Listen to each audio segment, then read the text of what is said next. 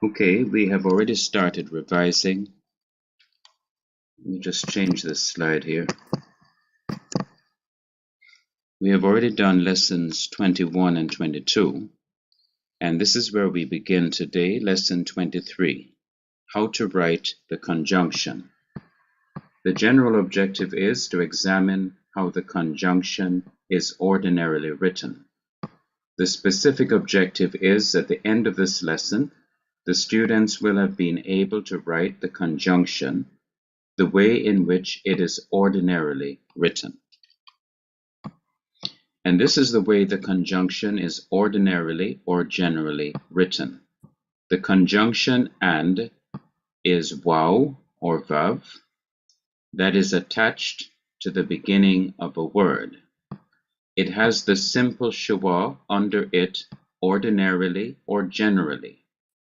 There are exceptions to this rule, which will be looked at later in the lesson.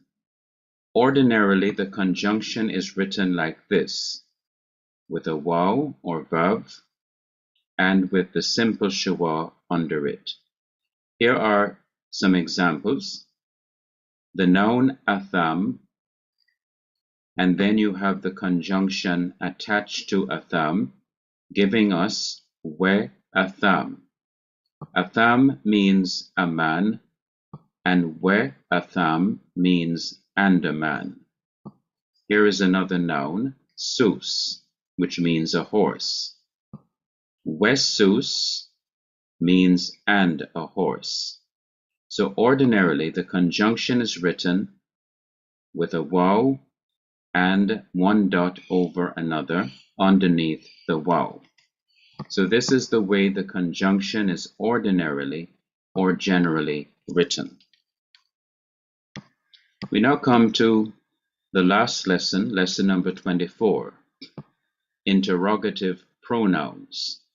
And the general objective is to examine the interrogative pronouns who or whom. The specific objective is, at the end of this lesson, the students will have written 2 interrogative pronouns. The interrogative pronouns who and whom, well, they're written the same way.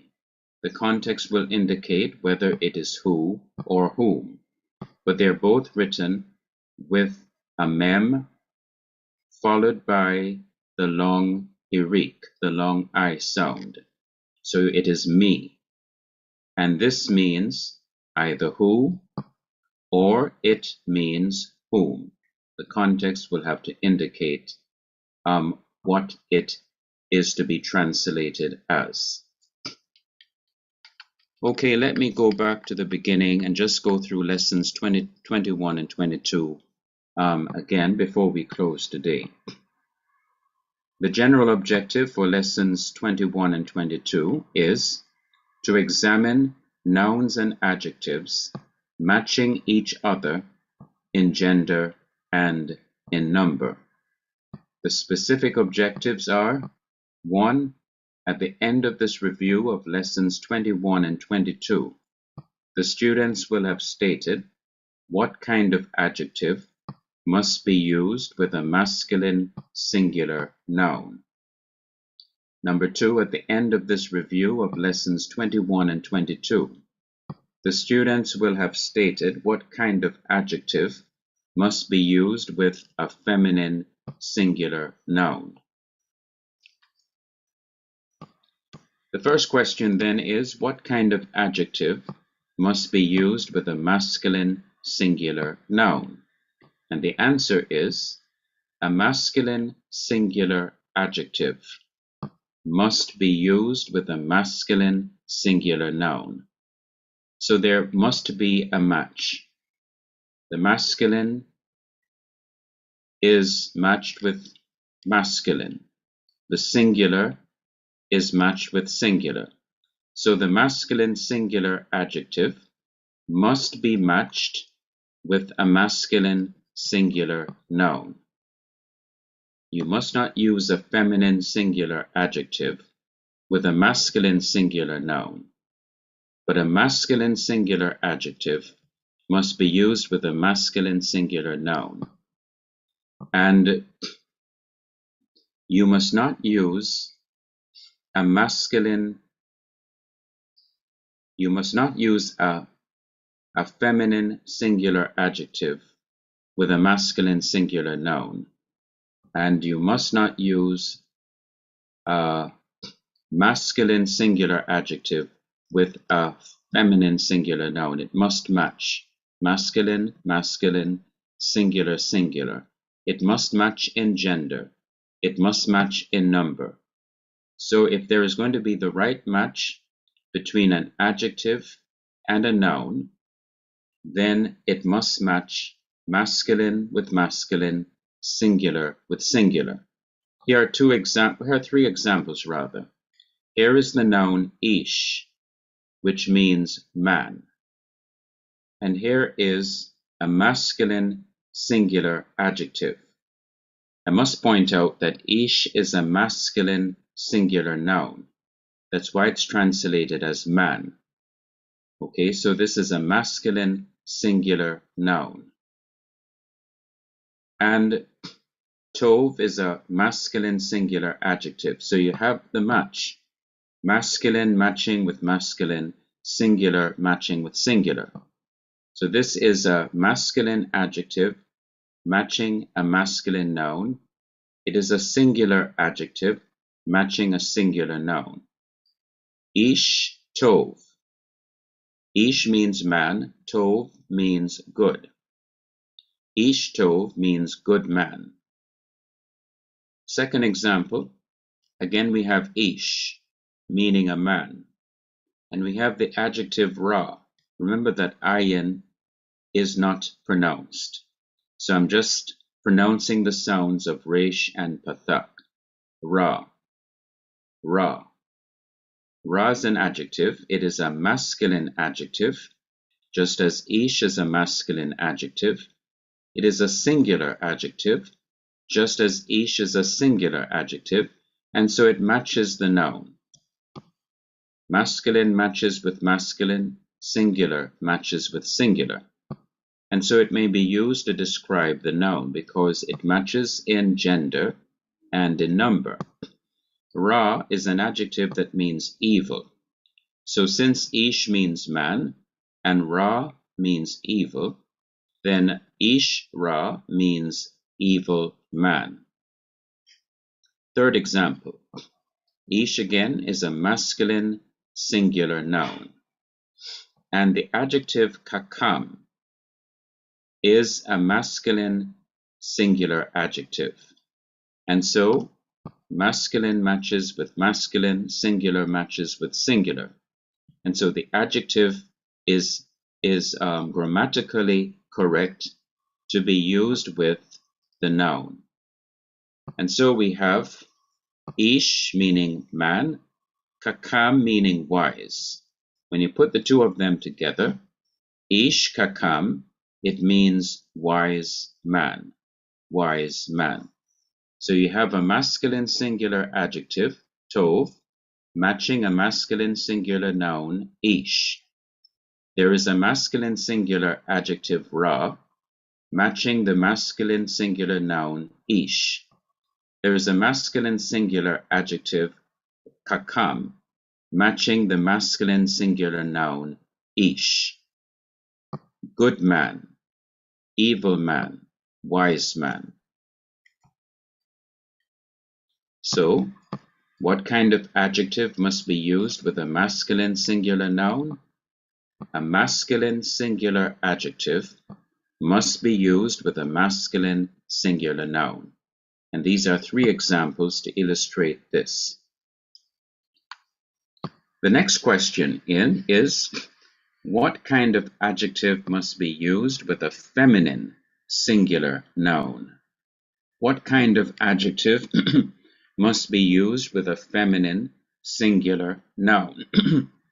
A feminine singular adjective must be used with a feminine singular noun. So notice how they match. Feminine matches with feminine. Singular matches with singular. And here are three examples. There is Susa, which is a female horse. In English, it can be called mare, M-A-R-E. In popular usage of the language, I hardly hear this being used, but mare is a female horse. Susa is the feminine gender of the noun sus, which is masculine gender. Susa is feminine singular, and it's a noun. Susa is a female horse. If we're going to describe a female horse, then we need a feminine adjective to describe that horse. And we need a singular adjective in order to describe that horse, since we're dealing with one female horse. And so we have, for example, the first example, tova, which means good.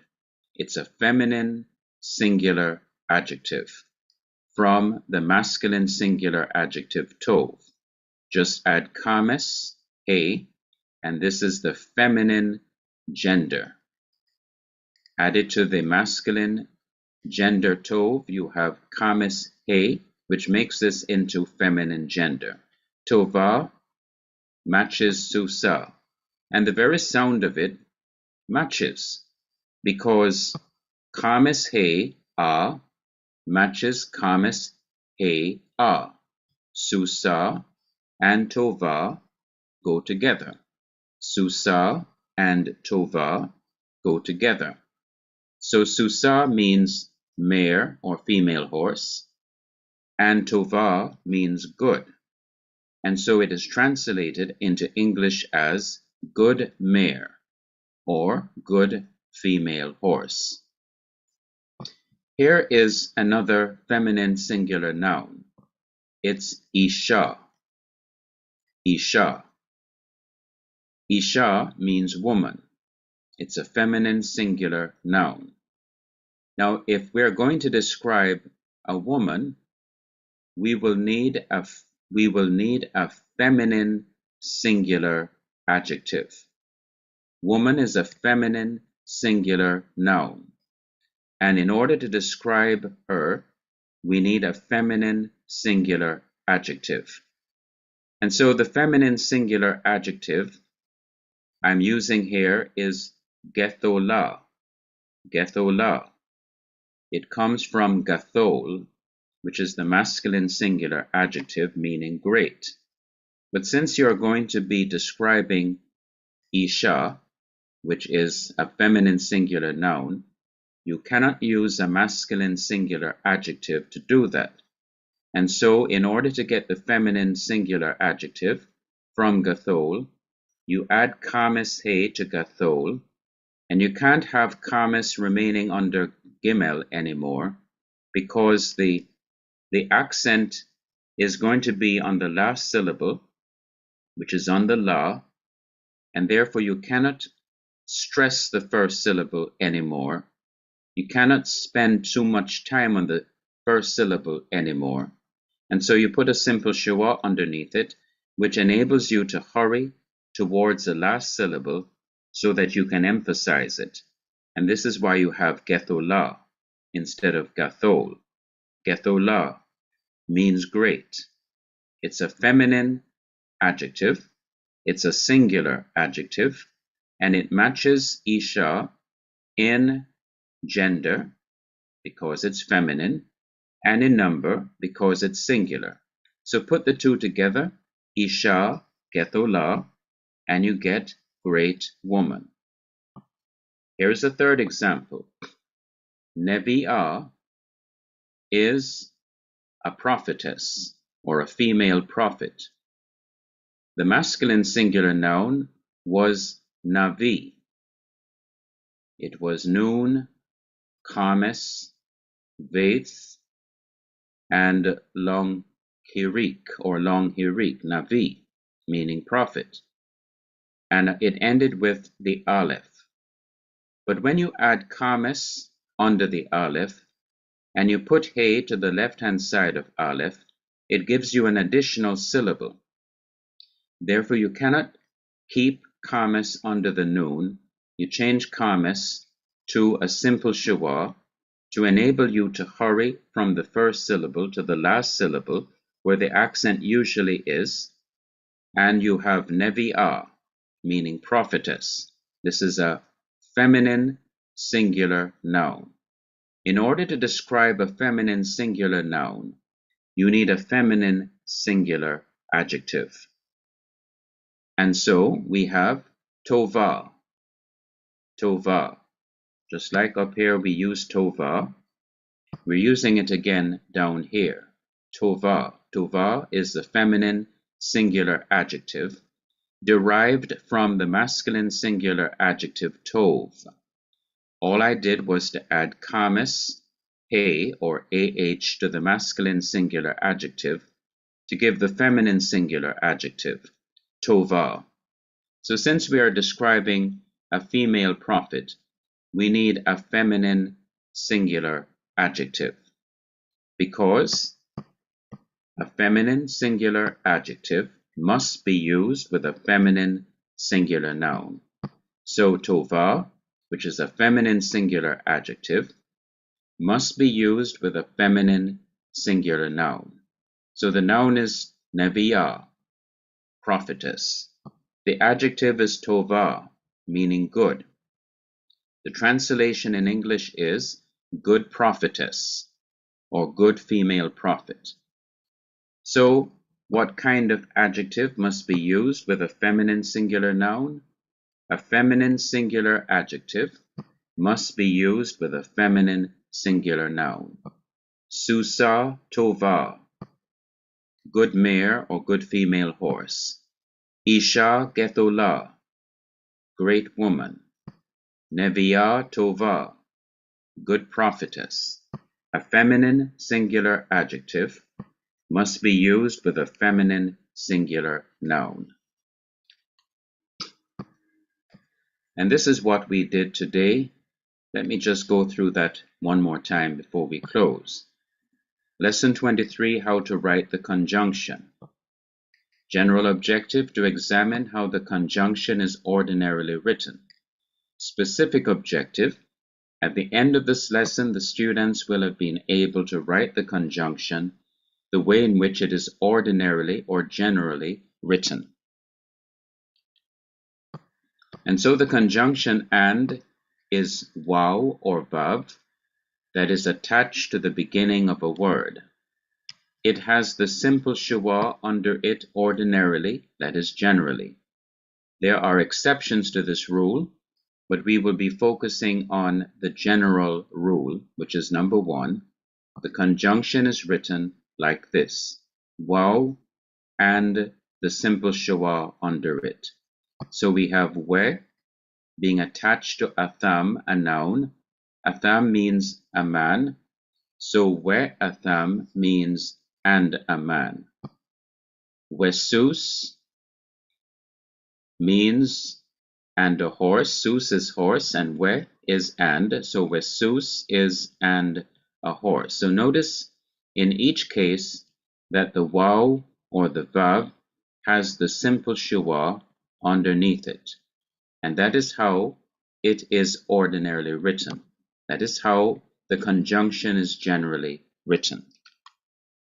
Lesson 24, Interrogative Pronouns. General objective, to examine the interrogative pronouns. Interrogative means that you are asking questions. And you can see this with the question mark in each case. A pronoun stands in place of a noun, can be used in place of a noun.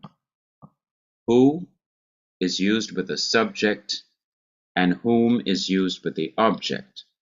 Who or whom. Specific objective, at the end of this lesson, the students will have written 2 interrogative pronouns. Who, whom. And they're both written the same way in Hebrew. Mem and long hirik means who. It can also mean whom. Okay, so next week we will do this again, and the following week will be your final exam in Hebrew. Any question on this revision? I just You hear me, Brother Buckland? Yes, yes, I do. Okay.